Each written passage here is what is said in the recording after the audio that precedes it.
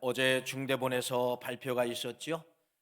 우리 수도권 지역이 2.5단계이지만은 예배는 주일날 예배만큼은 10%까지 예배를 드릴 수 있다라는 그러한 발표를 이제 하게 되었습니다. 다음 주부터는 우리 교회도 10%까지는 예배를 드릴 수가 있습니다. 한 100여 명 정도 우리 성도님들이 나올 수가 있고요. 설레입니다. 우리 성도님들을 못 본 지가 벌써 한 달이 넘었는데 다음 주에는 그래도 몇몇 분들을 이렇게 볼 수 있다라고 생각하니까 이 한 주간 한번 힘있게 살아가도록 노력을 하겠습니다. 여러분, 유명한 말씀들이 많이 있지요. 유명한 말씀이라고 하는 것은 지금까지 살아오시면서 그 본문 말씀을 많이 들은 말씀들은 유명한 말씀입니다. 오늘 본문 말씀이 여러분 유명한 말씀이죠. 어떤 말씀이냐면은 다윗이라는 왕이 밧세바라는 여인을 동침한 사건, 사무엘하 11장과 12장 말씀을 다루고 있는데, 이 말씀이 어떻게 보면은요 유명합니다. 모르는 사람이 없어요. 다윗의 모든 장점이 있지만은 오점 하나를 찾아라 그러면은 누굽니까? 뭡니까? 밧세바 여인을 동침한 사건. 이 사건은 빠지지도 못하는 겁니다. 수천 년이 지나도 다윗의 그러한 잘못된 흔적은 지울 수가 없고 오늘날 우리들에게까지 그 이야기가 들려주고 있다가는 그러한 사실이에요. 근데 이런 유명한 말씀 속에 여러분 놓치는 비밀들이 가끔 있다가는 겁니다. 오늘 여러분 이 다윗이 밧세바라는 여인을 동침하는 이 사건 속에서 우리가 다 아는 것 같지만은 우리가 놓치는 어떤 말씀이 있다는 것, 이 비밀을 여러분들과 오늘 말씀을 통하여 한번 캐내고자 하는 겁니다. 그래도 그 비밀을 캐내어서 이것 때문에 하나님께서 다시 한번 다윗에게 기회를 주셨구나, 이 사실을 우리가 다시 한번 생각을 해보려고 하는 것입니다. 어떻게 보면 다윗에게는 여러분 지울 수 없는 그 사건이죠. 지울 수 없는 사건, 밧세바 여인의 사건입니다. 어떻게 보면 이 다윗의 입장에서 보면 여러분 최악의 사건이에요. 이거 내가 조금만 정신 차렸으면 이러한 죄를 범하지 않았을 것인데, 다윗의 일생 전체를 놓고 본다고 하면 최악의 사건, 가장 나쁜 사건이 바로 뭐냐? 동침한 사건, 밧세바라는 여인을 동침한 그러한 사건이 성경에 기록되어져 있고, 그 후대에 많은 이 다윗의 조상들, 다윗의 후손들이 나의 선왕, 나의 할아버지, 나의 증조 할아버지는 이러한 윤리적인 잘못이 있었다라고 하는 것이 계속해서 들려지고 계속해서 많은 사람들에게 이 소리가 들려지고 있고, 그 소리가 오늘날 여기까지 들려지고 있다는 겁니다. 여러분, 다시 말씀을 드립니다. 다윗에게 최악의 사건 바로 무엇입니까? 밧세바라는 여인을 동침한 이 사건은 지울 수가 없는 그러한 사건이다, 이렇게 말씀을 드리는 것입니다. 그런데 오늘 여러분에게 말씀을 드리려고 하는 것은, 그 인생은 최악의 사건 누구나 다 있어요. 기록하지 못하는 최악의 사건이 있을 수가 있어요. 감추어진 최악의 사건이 있을 수가 있어요. 근데 누구는 하나님만 그 최악의 사건을 아신다는 겁니다. 여러분, 내가 아무리 최악의 사건이 있다 할지라도, 내가 감추고 다른 사람이 모른다고 할지라도 여러분 완전 범죄는 없어요. 왜? 누구는 알고 계시기 때문에, 하나님은 알고 계시기 때문에 여러분 우리는 감출 수가 없다가는 그러한 말씀이에요. 그런데 여러분, 오늘 이 말씀을 통하여 한번 생각해 보려고 하는 것은, 이러한 최악의 사건이 여러분 뭘로 바뀌느냐? 최선의 사건으로 바뀌는 비결에 대해서 말씀을 드리려고 하는 겁니다. 최악이 최선으로 바뀌는 비결. 여러분, 결론으로 말씀을 드리면 그것이 바로 무엇이냐면 여러분, 다른 거 아니에요. 지금까지 여러분들이 늘 반복적으로 들었던 단어예요. 바로 무엇이냐? 오늘 이걸 말씀을 드리려고. 오늘 말씀의 키워드가 바로 무엇이냐면 여러분, 최악을 최선으로 바꾸는 그 비결이 바로 무엇이냐면 여러분, 회개라는 단어입니다. 회개라는 단어. 오늘 말씀의 여행을 떠나면서 여러분들이 처음부터 마지막까지 계속해서 갖고 가야 될 단어는 바로 뭐냐? 회개의 위대성. 회개에 대해서 얼마나 위대한가를 여러분들이 깨달으시는 그러한 시간이 되시기를 간절히 축원합니다. 먼저 여러분, 다윗이 얼마나 많은 죄를 지었는가를 생각을 해보려고 합니다. 여러분, 죄라고 하는 것은 이거예요. 죄라고 하는 것은 여러분 언제 사람들이 죄를 짓기 시작하느냐, 이겁니다. 하나님의 은혜를 망각할 때 죄를 짓기 시작을 한다는 겁니다. 다시 말씀을 드리면은 하나님께서 우리 인생이나 다윗의 인생이나 여러분 셀 수 없을 정도로 하나님의 기이한 도우심, 하나님의 기적으로 오늘 여기 서 있는 거. 여러분들이 지금 여기 예배자로 서 있잖아요. 이것은 여러분 내 실력이 아니에요. 하나님의 실력으로 여러분들이 지금 여기 서 있는 것이에요. 하나님이 졸지도 주무시지 않고 여러분에게 관심 갖고 여러분에게 도와주셨기 때문에 여러분이 지금 여기 서 있는 것이에요. 이걸 가리켜서, 이걸 깨닫는 걸 가리켜 뭐라 하냐, 은혜라, 이렇게 이야기를 합니다. 근데 이런 은혜가 깨달아지면 사람은 여러분 죄를 짓고 싶어도 절대로 죄를 질 수가 없어요. 예를 들어 여러분, 내가 술집에 갔다 갑시다. 그런 은혜가 딱 생각이 났어요. 술이 입에 들어갈까요? 안 돼? 못 들어가는 겁니다. 그런 은혜가 생각이 나면 여러분 술집의 문을 박차고 나오게 되는 것이에요.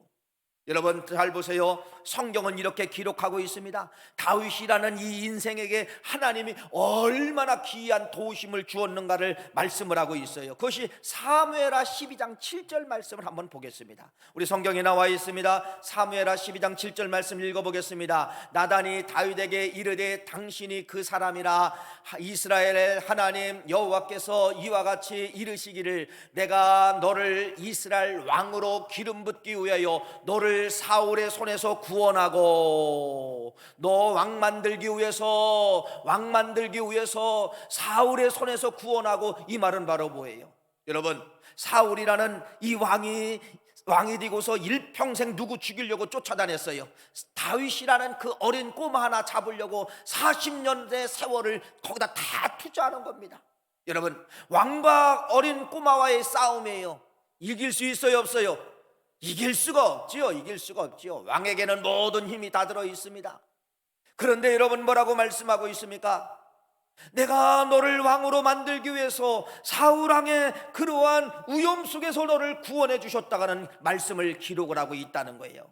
그것이 30년이든 40년이든 여러분, 하나님은 다윗에게 기이한 도움, 기적적인 도움, 놀라운 도움을 줘서 하나님께서 다윗을 이리 피하게 만들고 저리 피하게 만들고, 어떤 때는 돕는 사람들을 하나님이 또 주시게 만들고, 이러한 기간이 하루가 아니라, 이러한 기간이 1년이 아니라, 이러한 기간이 거의 30년 40년 동안 내가 너를 왕을 만들기 위해서 너의 죽음의 공포에서, 죽음의 위험에서, 죽음의 구덩이에서 뭐 했다는 겁니까? 구원해냈다. 이렇게 하나님은 다윗에 대해서 그렇게 말씀하고 있어요.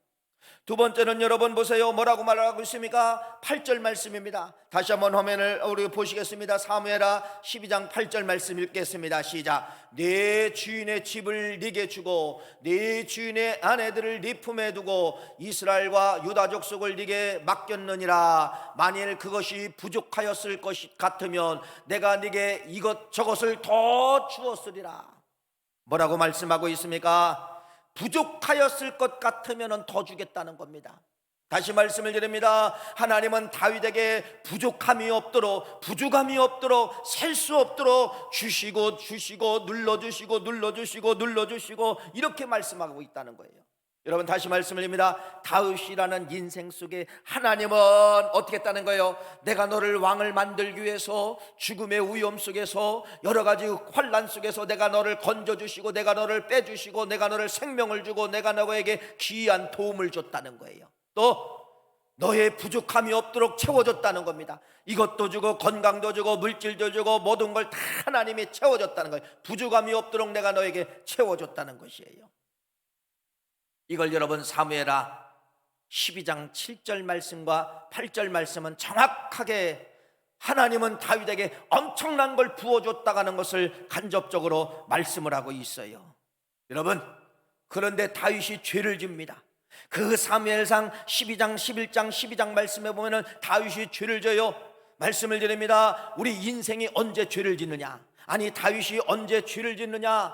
하나님의 그러한 기이한 도우심, 사무엘하 12장 7절 8절 말씀, 하나님이 구원해 주시고 하나님이 전쟁에 이기게 해주시고 피할 길을 주시고 부족함이 없도록 다 주신 거, 이걸 잊어먹기 시작할 때 뭐하게 되느냐? 인생은 죄를 짓기 시작한다는 거예요. 다윗이 하나님의 그러한 기이한 도우심이 있었지만은 나단 선지자가 와서 이야기하는 겁니다. 하나님이 너에게 그렇게 많은 걸 부어줬지만 너는 죄를 졌다는 거예요. 그건 바로 뭐예요? 네가 하나님의 은혜를 망각할 때 너는 무서운 죄를 짓게 된다는 것을 여기서 말씀하고 있는 것이에요. 여러분, 죄는 바로 무엇입니까? 망각입니다. 하나님의 은혜를 망각할 때, 하나님의 기적을 망각할 때, 하나님의 도우심을 망각할 때, 그때 출발하는 것이 바로 무엇이냐? 죄가 출발한다는 것이에요. 반대로 한번 생각해 봅시다. 그럼 언제 죄가 끊어지느냐? 언제 죄가 시작하지 않느냐? 하나님의 은혜를 붙잡고 있으면 절대로 인간은 죄를 지을 수가 없어요. 언제 죄가 시작하느냐? 하나님의 은혜를 망각할 때 인생은 죄가 시작된다는 것을 다윗을 통하여서, 오늘 우리들을 통하여서 정확하게 말씀을 하고 있다는 것입니다. 여러분, 오늘 이 말씀을 통하여 여러분 지금까지 여러분에게 주신 은혜, 여러분에게 주신 하나님의 귀한 도우심, 여러분에게 셀 수 없도록 부어주신 그 은혜가 있을 거예요. 건강이면 건강, 물질이면 물질, 뭔가 과거적 사건 속에 뭔가 있을 것이에요. 그것이 생각나기를 간절히 바랍니다. 생각나는 것이 은혜예요. 뒤돌아보는 것이 은혜예요. 부어주신 우리 하나님을 생각하는 것이 은혜예요. 그러한 은혜가 생각나면 절대로 인생은 지금 이 시점에서 뭐 할 수가 없다, 죄를 질 수가 없다, 이렇게 말씀을 하고 있는 것입니다. 망각은 죄의 출발이요, 은혜는 죄를 끊게 하는 그러한 위대한 능력이 망각 속에, 은혜 속에 들어있다는 것을 말씀하면서, 여러분 부어주신 은혜를 잘 생각하시는 여러분의 모습이 되시기를 간절히 축원합니다.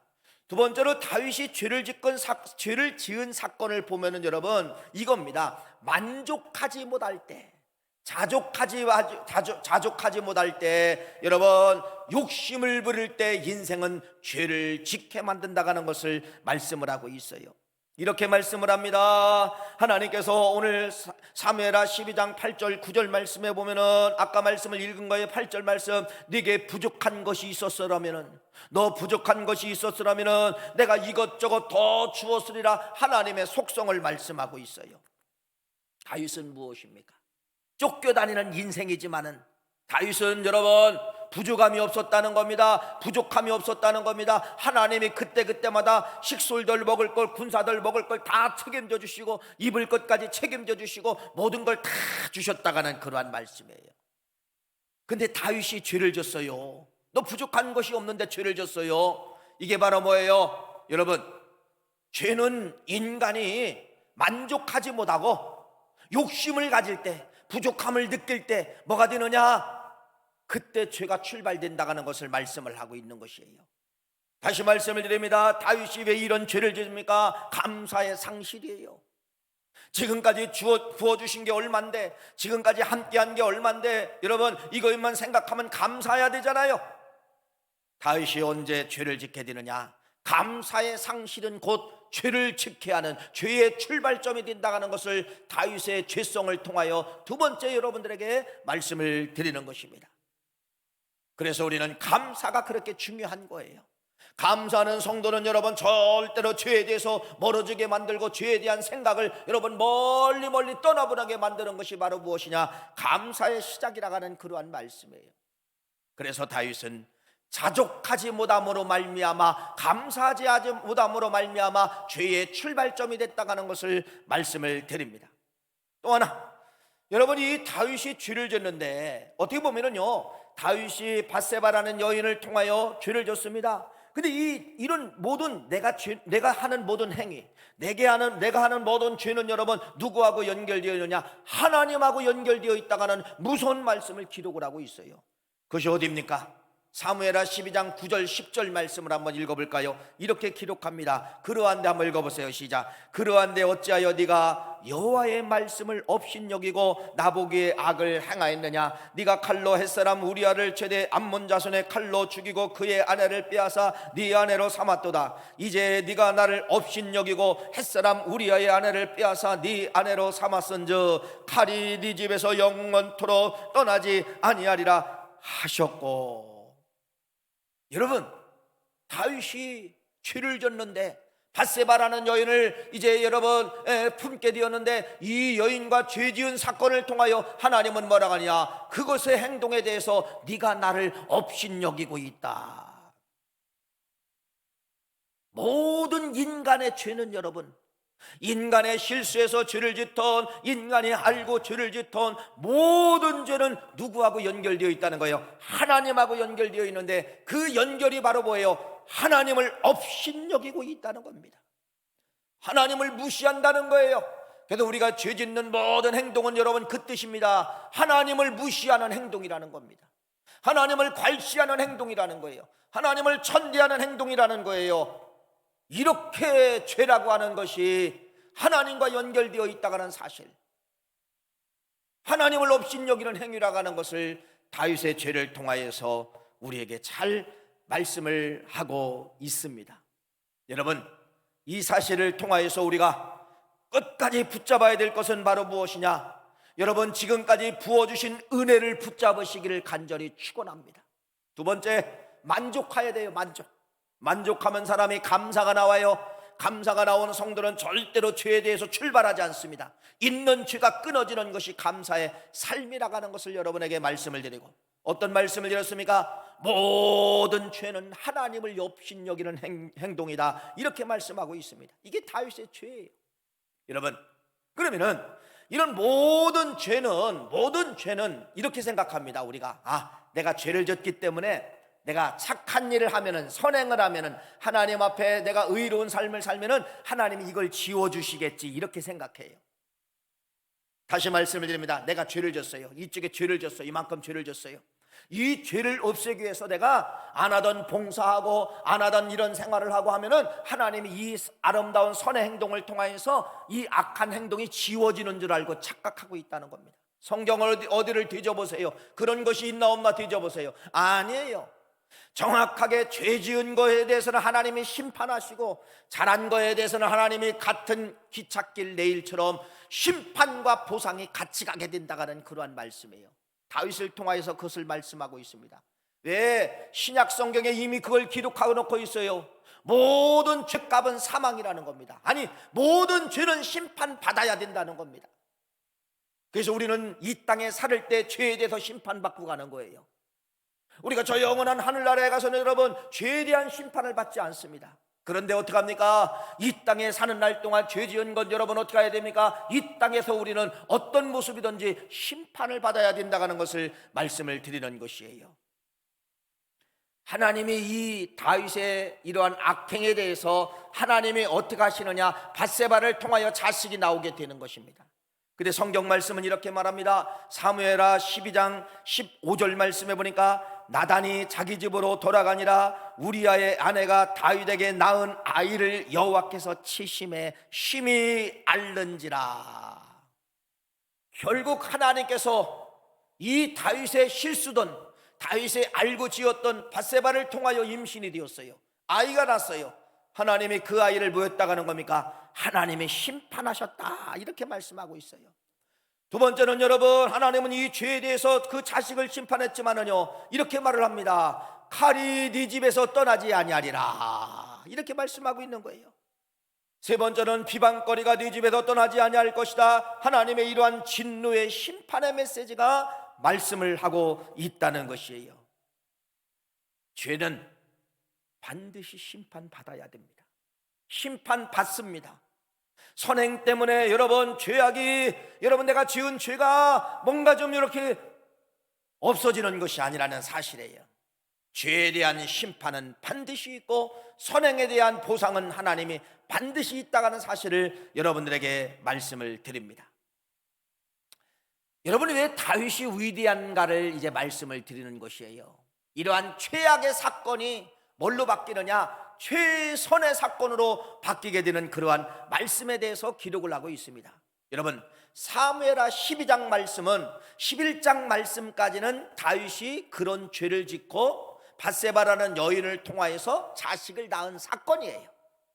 그 다음에 사무엘하 12장 말씀에 누가 찾아오게 되느냐? 나단이라는 선지자가 찾아와가지고, 여러분 다윗이 얼마나 창피합니까? 얼마나 창피해요. 심지어는 그의 남편 우리아를 청부살인까지 했잖아요. 전쟁터 맨 앞쪽에 내보내서 죽게 만들었잖아요. 이렇게 그것을 뭔가를 가리려고 이렇게까지 계획적으로 했던 이러한 다윗, 잘 감추어져서 10개월 만에 아이가 태어나게 된 겁니다. 그런데 이 나단 선지자가 찾아와서 뭐를 하느냐? 온 백성들 앞에 여러분 다 공개해버리는 거예요. 다 공개해버리는 거예요. 당신 이런 죄를 졌고 그런 죄는 하나님이 심판한다는 건 무서운 메시지를 여러분 나단이 공개를 해버리는 거예요. 여러분 다윗이 그러한 죄를 지을 정도라면 이미 마음은 독해져 있었다는 것입니다. 그 하찮은 분이 나단이라는 사람이 와가지고 자기의 죄에 대해서 지적을 하는 거예요. 여러분 왕입니다. 왕. 하찮은 저 선지자 한 사람, 추하고 냄새나는 그러한 할아버지 같은 분이 와가지고 왕에 대해서 여러분 손가락질하면서 이건 잘못이고 이건 잘못이고 지적을 하는 거예요. 다윗의 입장에서 생각해 보세요. 왕입니다. 모든 권력 다 가지고 있어요. 여러분 죽어야 됩니다. 나단 선지자 죽여도 상관이 없고요, 죽일 수밖에 없는 상황이에요. 왜? 감추어진 죄악이 드러나기 때문에. 온 백성들 앞에 왕이 이런 죄를 짓고 있습니다. 이런 죄를 감춰놨어요. 여러분 왕은 이런 죄를 짓고 지금 자식이 태어났습니다라고 여러분 공개적으로 나단 선지자가 지금 백성들 앞에 공개를 하고 있으니 다윗의 왕의 입장에서는 여러분 이건 말이 있을 수가 없는 겁니다. 그냥 죽여버리면 끝나는 것이에요. 그런데 성경은 뭐하라고 합니까? 죽이지 않고 있었다가는 거에 대해서 말씀하고 있다는 겁니다. 그러면은 이렇게 퀘스천 마크를, 도대체 이 다윗은 그러면은 성군인가? 아니에요. 도대체 이 다윗은 죽일 수밖에 없는 이 나단 선지자를 왜 살렸을까? 왜 살렸을까? 한번 생각을 해보는 겁니다. 도대체 죄를 드러나게 하는 이 나단 선지자를 왜 살렸을까? 여러분 이 본문만 봐서는 그 문제가 풀어지지 않는다는 겁니다. 이 본문 속에 담겨져 있는 이 비밀의 말씀을 풀기 위해서는 이 말씀과 같은 말씀이 어디 있는가를 찾아봐야 되는 거예요. 그 말씀이 바로 어디 있습니까? 시편 51편 말씀이 사무엘하 11장과 12장과 연결되는 장인데 11장과 12장에 없는 말씀이 시편 51편 말씀에 들어있다는 것입니다. 그러면서 시편 51편 오늘 본문 말씀인데, 오늘 본문 말씀 이런 말씀이 기록되었죠. 시편 51편이라고 하면서 표제, 51편의 배경, 51편의 시대적 상황이 어떤 것인가를 기록을 해놨어요. 한번 우리 화면에 이렇게 쓰여 있습니다. 표제라고 하면서 한번 읽어볼까요? 시편 51편 표제. 여러분 성경 말씀에 다 적혀 있어요. 51편하고 가로하고 이렇게 써 있습니다. 다윗이 지은 시인데 이 시는 51편은 뭐라고 하는 거예요? 다윗이 밧세바와 동침한 후, 밧세바와 동침한 후 누가 찾아올 때까지, 나단 선지자가 그에게 왔을 때까지 사건이 날아가는 것을 시편 51편 말씀에 기록하고 있어요. 여러분 저 말씀을 잘 보세요. 몇 개월일까요? 다윗이 밧세바와 동침하고 바로 임신을 합니다. 나단 선지자가 찾아왔을 때는 언제예요? 아기가 태어났을 때예요. 응애하고 태어났을 때입니다. 그러니까 뭐예요?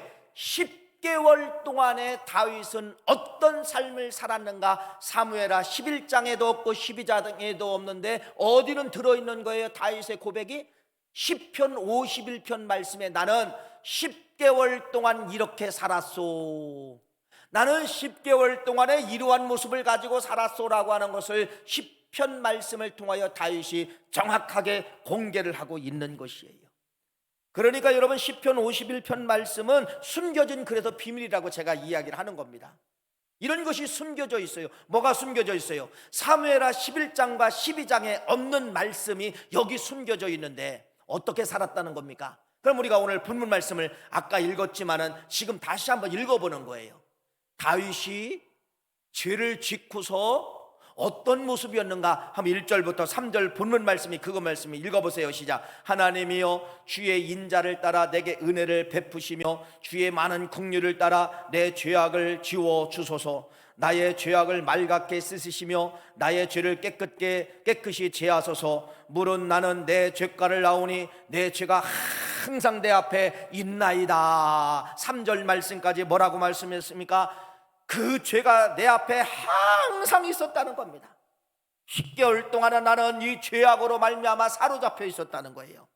그리고 내 죄가 항상 나를 고발하고 있었다는 겁니다. 너는 나쁜 놈이야, 너는 잘못했어, 네가 그럴 수 있느냐. 계속 10개월 동안 여러분, 이 다윗은 여러분, 그 밧세바라는 여인이 자꾸 배가 불러오는 것을 보면서 이걸 깨달았다는 거예요.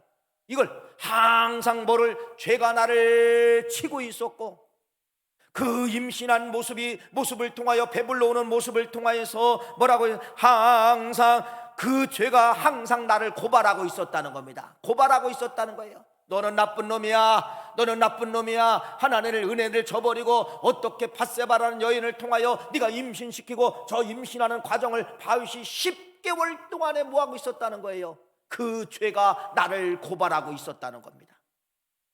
그 죄가 항상 내 앞에 보여지고 있었다는 것을 51편 말씀을 통하여 10개월의 다윗의 무서운 삶, 10개월 동안에 나는 이러한 고통을 당했어, 10개월 동안 나는 이 죄 때문에 이런 고통을 당했어라고 하는 것을 51편 말씀은 정확하게 기록을 하고 있습니다. 여러분, 다윗은 10개월 동안에 눌러날라 하지 않았어요. 그 아이가 태어날 때까지 여러분, 밧세바 여인이 10개월 동안 임신할 동안 여러분 쫓아냈다는 겁니다. 웃으며 살 수 없었다는 거예요. 그 모습을 볼 때마다, 배가 불러올 때마다, 해산날이 다가갈 때마다, 보여질 때마다 저건 내 죄악 덩어리야, 죄악 덩어리야, 조지 때문에 이렇게 다윗은 10개월 동안의 그러한 고통과 아픔 속에 살게 되었다, 이렇게 말씀을 하고 있습니다. 그 과정 속에 아기가 이제 태어난 거예요. 여러분, 10개월 동안의 그러한 눈물 속에 그 자식이 죄악 덩어리가 태어나게 된 겁니다. 그때 누가 찾아온 거예요? 사무엘하 12장 나단 선지자가 그때 찾아온 거예요. 그러니까 여러분, 죽일 수가 없는, 어떻게 나단 선지자를 죽입니까? 나단 선지자 그런 죄악에 대해서, 잘못한 거에 대해서 지적하고 공개하고 만인 앞에 드러나는데 어떻게 죽입니까? 10개월 동안에 뭐가 있었기 때문에? 회개. 10개월 동안에 뭐가 있었기 때문에? 죄악이 나를 늘 책망하는 그러한 사건이 있었기 때문에 나단 선지자가 왔을 때 무릎을 꿇을 수밖에 없었던 것을 시편 51편과 사무엘하 11장과 12장과 연결시켜야만이 나단 선지자가 살아나는 이유에 대해서 말씀을 하고 있습니다. 뭐예요? 깨졌다는 겁니다. 10개월 동안의 죄악 덩어리를 볼 때마다 다윗은 감추려고 하지 않냐고 어떻게 했다는 거예요? 볼 때마다, 임신하는 배를 볼 때마다 뭐 했다는 겁니까? 깨지고 있었다는 그러한 말씀이에요. 여러분, 여기서 중요한 단어가 이제 나오는 것이죠. 바로 무엇입니까? 회개의 위대성에 대해서 말씀을 여러분에게 드리려고 하는 것입니다. 하나님은 그러면은 이 다윗의 이러한 엄청난 고백적인 회개, 이것을 붙잡고서 하나님은 다시 무엇이냐? 회개를 붙잡고 다시 시작하시는 하나님의 모습에 대해서 말씀을 하고 있다는 겁니다. 그것이 이제 두 가지 사건이죠. 하나님은 이 다윗을 쓰십니다. 언제 쓰시느냐? 회개한 다윗을 쓰신다는 거예요. 그래서 이스라엘 나라의 가장, 여러분, 다윗이 죄를 지을 때가 어떤 사건? 전쟁 때 사건이죠. 그 전쟁은 바로 무엇이냐면은 암몬 사람 도성 람바라가는 이 도성의 전쟁.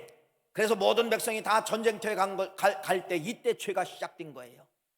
그런데 이 밧세바 여인을 통하여서 있을 때 10개월 동안에 남바성을 점령을 못했어요.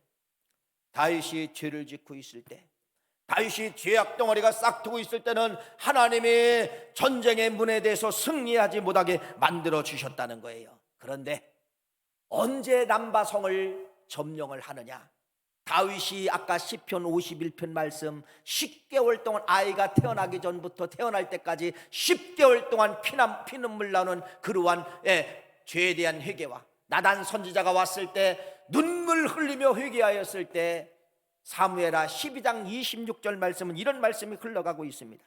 요압이 암몬 자손의 남바를 쳐서 그 왕성을 점령하매. 전쟁의 승리가 언제 찾아왔어요? 회개 전이 아니라 회개 이후에 남바성을 점령했다고 사무엘하 12장 26절 말씀은 언제 그 전쟁에 승리하느냐의 기점을 정확하게 기록을 하고 있습니다. 두 번째는 하나님께서 누구를 쓰시느냐? 이제는 이 다윗을 쓰시는데 어떤 다윗을 쓰시냐? 회개한 다윗을 쓰시게 되는데 이렇게 말씀을 합니다. 잘 아시는 말씀이죠. 사무엘하 12장 24절부터 25절 말씀까지 제가 읽어드릴게요. 다윗이 그의 아내 밧세바를 위로하고 그에게 들어가 그와 동침하더니 그가 아들을 낳음에 그의 이름을 솔로몬이라 하니라. 솔로몬이라 하니라. 같은 여인이에요. 같은 여인인데 앞에 난 자식은 죽었고, 같은 여인인데 여러분, 이 솔로몬이라는 아이가 태어나게 되었다는 겁니다. 무슨 말씀입니까? 회개 전 아들은, 회개 전 자식은 하나님이 심판해서 죽게 만들고, 회개한 이후에 자식이 태어나는 거예요. 똑같은 여인인데 밧세바를 통하여 태어나게 되는 거예요. 누가 태어났습니까? 성경에 누가 솔로몬이 태어나게 되었다라는 것을 말씀을 하고 있어요. 솔로몬이 태어났다. 여러분, 그러니까 나중에 이 솔로몬이 3대 왕이 되고 하나님의 성전을 이제는 건축하는 그러한 왕이 되잖아요. 무슨 말씀이에요? 성경의 흐름을 보세요. 뭐예요? 회개한 다윗을 쓰고 있다가는 것을 말씀을 하고 있습니다. 밧세바라는 여인의 입장에서 보세요. 죽어야 될 여인이에요. 심판받아야 될 여인이에요. 근데 하나님은 다시 밧세바에게 은혜를 주십니다. 언제 은혜를 주십니까? 다윗이 회개할 때 죽어야 될 여인이, 심판받아야 될 여인이 생명의 여인이 되고 솔로몬의 어머니가 되는 그러한 은혜가 밧세바에게도 똑같은 은혜가 찾아오게 되었다는 것입니다. 서두에 이런 말씀을 드렸죠. 오늘 말씀은 최악을 최선으로 바꾸는 방법이다. 여기에 대해서 말씀을 드렸죠. 다윗이라는 이 인생을 보세요. 여러분, 최악을 여러분에게 설명했어요. 이제는 최선을 설명하는 겁니다. 어떻게 최악에서 최선으로 바뀔 수가 있어요? 뭐라는 것입니까? 회개라가는 시편 51편 10달 동안 회개하고, 다윗이 와서 책망할 때 회개하고, 이 회개의 삶이 있었기 때문에 최악의 모습이 있지만은 하나님은 이 다윗을 최선으로 사용하고 있다는 것을 말씀을 하고 있어요. 작은 결론을 여러분에게 말씀을 드립니다. 회개, 별것 아닌 것 같지만 회개 속에는 엄청난 생명덩어리가 이 회개 속에 들어있는 것이에요. 여러분, 보이지 않는 생명이 어디서 춤추느냐? 회개할 때 생명이 춤추게 된다는 겁니다. 회개할 때 이러한 역사가 나타나게 된다는 것이에요. 이게 회개의 위대성입니다. 여러분, 하나님의 속성을 기록해 놓았어요. 하나님은 이렇게 말씀합니다. 하나님의 마음과 속성을 예수님께서 대변하고 있는데 예수님이 뭐라고 말씀하십니까? 마태복음 9장 12절 13절 말씀, 예수께서 들으시고 이르시되 건강한 자에게는 의사가 쓸데없고 병든 자라게야 쓸데가 있느니라. 너희는 가서 내가 긍휼을 원하고 제사를 원치 아니하노라 하신 뜻이 무엇인지 배우라. 나는 하나님의 속성이에요. 예수님이 말씀하시는 겁니다. 나는 의인을 부르러 온 것이 아니라 죄인을 부르러 왔다. 이렇게 말씀하고 있습니다. 나는 의인 쓰지 않는다는, 의인 없기 때문에 못 쓰시는 거예요. 하나님, 예수님은 누구를 쓰겠다는 겁니까? 나는 죄인을 부르러 여기 왔다는 거예요. 죄인 때문에 내가 여기 왔다는 거예요. 죄인 때문에. 여러분, 그러면은 어떤 죄인을 주님은 원하실까요? 어떤 죄인? 여러분, 이런 죄인입니다. 회개한 죄인들을 주님은 쓰시고 있다가는 사실을 기억하시기를 간절히 바랍니다. 회개한 죄인. 여러분, 이게 대표적인 사람이 누구라고 해요? 다윗. 죽어야 되고 죄악 덩어리인 이 다윗. 그런데 이 다윗이 언제 하나님이 그 다윗을 쓰시느냐? 회개한 시점 이후에 솔로몬이 나오게 만들고 전쟁에 승리하게 만들었던 것을 말씀을 하고 있습니다. 하나님은 의인을 쓰시지 않아요. 하나님은 누구를 쓰십니까? 죄인을 쓰십니다. 회개한 죄인을 쓰신다는 거예요. 다윗을 그래도 쓰신 거예요. 사도행전 13장 말씀에 그래서 여러분, 나중에 후대의 사람이 평가하는 것이죠. 뭐라고 평가하느냐? 이 세상에 많은 왕들이 지나갔지만은, 많은 사람들이 지나갔지만은 내 마음에 가장 합한 사람이 누구냐? 다윗이라는 겁니다. 어떻게 그런 죄인을 하나님 마음에 쏙 맞는 사람이 될 수 있을까요? 예, 죄는 있지만은 뭐 때문에? 회개 때문에 그러한 위대한 인물이 되었다가는 것을 성경에 우리에게 정확하게 말씀을 하고 있습니다. 회개는 마중물입니다. 여러분, 옛날에 시골에는 다 펌프가 있어요. 펌프. 이 겨울에 되면은 여러분, 저녁 때는 다 물을 빼야 됩니다. 물을 안 빼면 그 파이프 속에 들어있는 물이 얼어가지고 물이 안 나오는 거예요. 그러니까 저녁 때 꼭 실수하지 않냐고 물을 빼야만이, 그 고무바킹을 들어 물을 쭉 빼야만이 그 다음날 아침에 마중물을 집어넣고 펌프질하면 또 물이 나오는 것이에요. 맞습니다. 회개는 마중물입니다. 어떤 마중물이냐? 여러분, 생명의 마중물이라는 사실이에요. 기적의 마중물입니다. 다시 생명이 시작되기를 원하십니까? 여러분, 썩어 있습니까? 암병입니까? 죽어가고 있습니까? 생명의 여러분 마중물 여러분 원하고 있습니까? 회개하십시오. 회개밖에 없습니다. 이건 성경에 그렇게 기록되어져 있어요. 회개할 때 하나님은 다시 한번 그 가정에, 그의 몸속에 생명의 마중물을 여러분 부어주시고 생명의 마중물이 나오는 역사가 나타날 줄 믿습니다. 회개할 때 하나님은 여러분 관심이 달라져요. 늘 버리는 몸으로 생각했는데 회개할 때 하나님은 눈동자가 다시 시작하시는 하나님의 모습을 경험할 수가 있다가는 말씀이죠. 이 말씀을 여러분 잘 기억하시고, 오늘 여러분 회개라고 하는 이 단어 늘 들었기 때문에 또 회개 여러분 지겹게 여러분 들었을 것입니다. 잘 보세요. 회개 속에는 뭐가 들어있어요? 다시 시작하시는 하나님. 회개 속에는 여러분 죽어야 되는데 다시 살리는 솔로몬과 같은 그러한 인생이 나왔다고 하는 걸 우리에게 잘 말씀을 하고 있습니다. 회개의 키워드를 가지시고 금년도는 여러분, 아니 이 한 주간, 여러분 이 한 주간이라도 회개의 삶을 사세요. 어떻게 회개해야 됩니까? 눈 감고 회개해 보면 여러분 회개할 게 없어요. 조목조목 그냥 따져보세요. 먼저 여러분 이 교회관에 대해서 회개해야 돼요. 교회. 이 교회, 우리 구월교회를 향하여, 여러분이 섬기는 교회를 향하여 내가 어떠한 잘못을 하고 있는가, 여러분 생각하고 묵상하면 교회에 대한 나의 모습에 대한 회개거리가 나온다는 것입니다. 두 번째는 예배관. 여러분이 지금 가정에서 예배드리잖아요. 성전에서 예배드리는 모습입니까? 여러분 성전에서 예배드리는 것처럼 그러한 정성을 다합니까?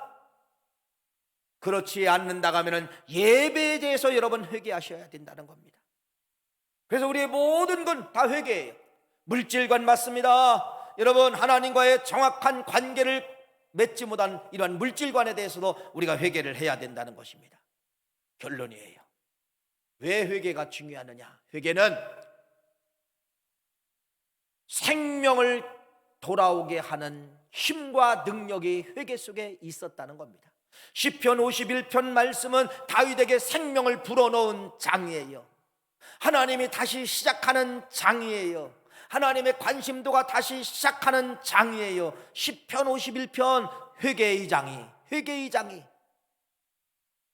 회개는 그래서 생명을 돌아오게 하는 위대한 능력이 회개 속에 들어있다가는 사실을 기억하시고, 이러한 회개하는 자에게 뭐를 주시느냐? 솔로몬을 주시는 것입니다. 솔로몬. 이 사실을 여러분 기억하시고, 금년 안에 지겨운 단어지요. 지겨운 단어. 그러나 회개라는 이 단어가 더 친숙한 단어가 되시기를 간절히 바라고, 죽어야 될 사람이 살아나는 단어가 회개고, 하나님이 다시 시작하는 단어가 회개고, 생명이 다시 돌아오는 단어가 회개고, 이 사실을 기억하시고 회개를 통하여 위대한 역사를 써내려 가시는 우리 모두가 되시기를 간절히 축원합니다.